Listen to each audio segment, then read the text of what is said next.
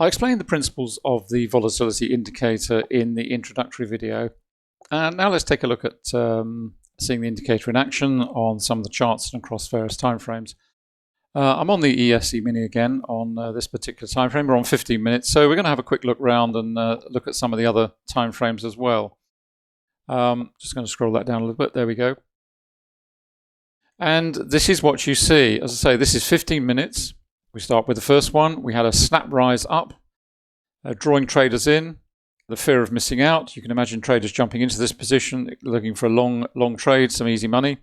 And on this occasion, we get congestion within the spread of the candle. Then we get a continuation on up in the bullish trend. But the key point is that once we've had this, the expectation is for, as I said in the introduction, either we're looking for congestion or potentially a reversal. And on this occasion, we just had some congestion to build, which was going to cause those traders who jumped in late, some stress before the rally actually continues.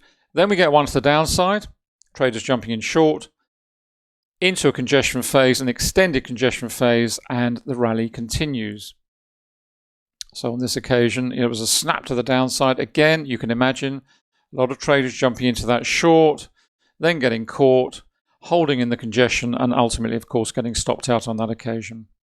Up to this one, the rally's been very strong. Then we had a snap to the upside. Again, looks as though the market's going to jump and continue the rally. What happens?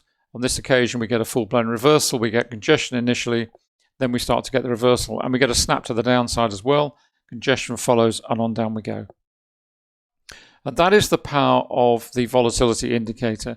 It gives you a heads up as to what is likely to happen next, with either congestion following or potentially a full-blown reversal. As I said in the introductory video, if you have a position that's in profit and you get one of these, and remember the indicator triggers before the candle or bar has closed, so you get that signal early, very early. So if you've got profit in a position, I would suggest you take it off, or at least most of it off if you're scaling out. Leave a little bit to run, but if you're in perhaps just one or two lots or contracts, just take them off, close that position, bank your profit, and wait for the price action to clear. It's important once you get these is to wait for the price action to clear away from that region, break below or break above, whichever it is, and move on to the next phase of price action. Okay, so that's on the 15 minute. Let's go and have a look at some slower time frames. Let's have a look at the 60 minutes, see what we've got here. Only got one on the chart here, but again, you can see exactly the same principle. Bang to the downside, into congestion. A little bit of a follow through here before we get the full-blown reversal. That's on 16. Let's have a look at the daily. Right down to the daily chart. Here we go. Nice bullish rally, long-term bullish rally into this phase of price action. Bang, down it comes, into congestion, extended congestion, trading in this region here.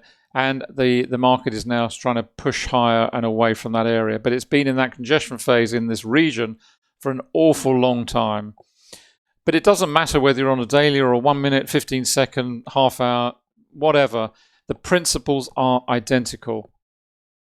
Absolutely the same, whatever you're trading, or whether you're looking at this from an investment perspective. The one thing I would say, of course, is, as always, if you see one of these on the daily, it is hugely significant, or indeed on the weekly, and a very occasion you get them on the monthly. We've seen one or two in the last few months with the extreme volatility with the pandemic.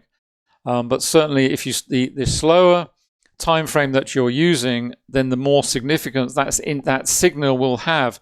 And remember, even if you're an intraday trader, if you see the signal on a daily chart, it's giving you a heads up as to what to expect on an intraday basis. So, even as an intraday trader, it's important to look at the slower time frames out to the dailies and the weeklies, because if you get one of these, it will give you a heads up as to whether you're going to see congestion or maybe a full-blown reversal. So I hope you've enjoyed this particular video. What I'm going to try and do is actually capture some in real time. So I'm going to go down to some probably faster charts, and you can actually see the indicator coming in real time. So I'm going to hunt around for those and pop those up. So thanks for watching this one. Hope you've enjoyed it. Lots more to come as always. See you soon, and bye for now.